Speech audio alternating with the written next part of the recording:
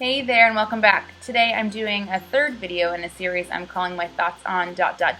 where I'm kind of going through the KonMari method and giving you my thoughts and my experience on decluttering various parts of my home. The first one I did was clothing, and the second one I did was on books, kind of in keeping with her strategies and the way she sets it up. So today is our third area, and I'm going to be talking about paper. And we all have too much paper. I had a lot of paper. I had an entire filing cabinet that was getting crammed, and it was overwhelming, and anytime I needed to take something out or put something in, it didn't fit, and it was really frustrating that I had all this paper. And so it was actually really super duper helpful going through this list and this kind of technique with the KonMari method so that I could get rid of all this paper that I did not need anymore. So the first thing I did was kind of go through and get rid of all the things that I could easily get rid of, things, documents or receipts or things that were just not relevant, things I was holding on to for whatever reason. So that was pretty easy to do, just get rid of those things very quickly. From there, I started figuring out how long I need to hold on to certain pieces of information. So important things like tax forms, I think you have to keep up to 7 years. So I was like, all right, anything that I've had longer than 7 years, I can get rid of, I can shred it and make sure it's taken care of, but those certain items I need to hold on to, I'm going to figure that out. Other things like greeting cards that I've been holding on to, I know that kind of goes into sentimental a little bit, but what are you realistically going to do? For some of the ones that were pretty sentimental, I kind of held on to those and worked with them a little bit later. But for the time being, we're just going to talk about kind of the more utilitarian papers. So warranties, or let's say instruction manuals for things that I didn't own anymore, those were very quickly just thrown in the trash. Warranties, just for items that I still owned, I held on to that. Instruction manuals, you guys can just get rid of those. I mean, when the next time something breaks, are you going to be like, let me go get my instruction manual so I can figure out how to fix it? No. Most of the time you're going to Google it, and that's fine. So get rid of that instruction manual because you probably don't need it. Then came like my college notes. Those were very sentimental to me, not because I looked at them longingly and thought back to the days of college and how I miss them, but because I worked my butt off to get those notes done and to pay for those notes.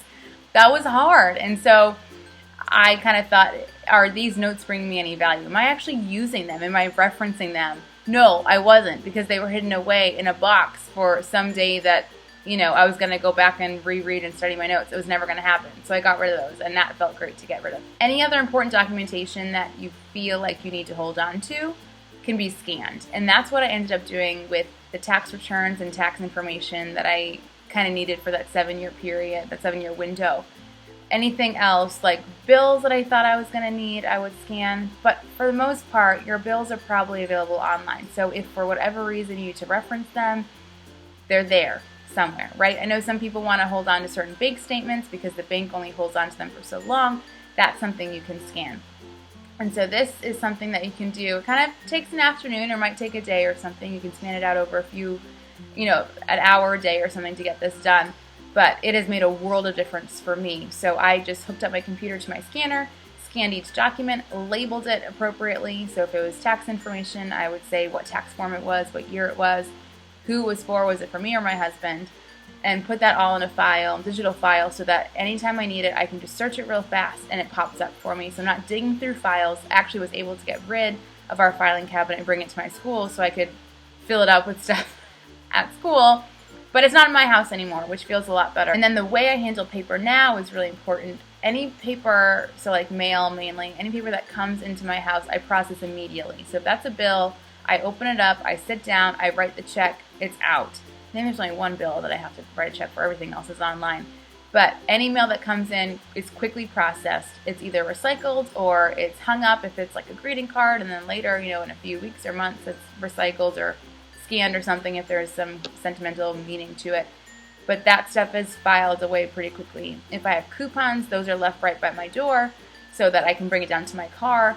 So that way, when I'm running that errand, I can use that coupon immediately, which makes it a lot easier because I'll actually remember I have those coupons and I'll use it. There's no sense in having a coupon if it's not going to be used. So that's how I kind of approach paper.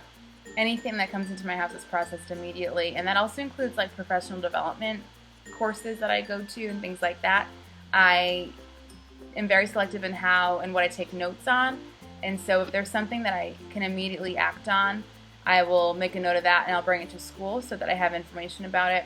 If it's something like a certification, I file that away at school. But for the most part, when I take notes at things, I try to keep the notes that I'm actually going to reference in a place that makes sense. And so I'm using it more as a resource and a tool than just something that I've collected along the way. If there's a direct implication, or if there's a direct implementation, I will make sure that I do it right away. So that way I did find value in the course itself, and I'm not just relying on the notes to remind me of that. Before I forget, I know a lot of people have recipe cards and recipes that have been given to them in paper. I've gotten rid of all of those. I have scanned copies of my mom's recipes, so when I want to reference them, I can just type it in. I know the name of it. It's a lot easier. I know it's going to be hard for a lot of people because you're thinking, like, what happens if my hard drive fails and I lose everything on there? I have my hard drive backed up onto, I have it on my computer and then I have it on the hard drive, so that way it's doubly protected in the event that one of them were to crash. But I know that is important for a lot of people. But I want you to try to take the chance on this scanning idea because it makes a world of difference to not have to worry about a filing cabinet with lots of things. I understand that there are documents that can't be scanned. You need the hard copy of them, or there's too many pages, or you just want to feel like you have it in your hands. Maybe a marriage license, or for me it's my teaching license, and for Sean it's his medical license. We need to have those in paper form. But all I have done is kind of created this kind of like a half-inch binder breaking down into all the things that we need to have in paper form. So like his card title, and what else? Our cats, like rabies information that we want to make sure we have on hand. All of our licensing, school pictures. I don't know why they give them to us. Kind of like tax information that we need to have on hand. So things that we need to have paper copies of, we just have in a binder, so that way we can easily reference them. They're all labeled on the tabs. So it's not just hidden away in a filing cabinet. It's a lot easier for me to find. And that's just another piece of furniture that is not around. So anyways, I'm done rambling about paper. I think it's great if you can scan all your information, shred it. Somewhere like Staples will do it for like $1 a pound or something like that. So if you don't have a scanner, you can do it that way. But thank you so much for watching, guys. If you have not already, please be sure to subscribe. I try to get new videos out every week. And if you have any questions or comments, please be sure to list them in the comment section below. All right, thanks so much, guys. Have a good one. Bye.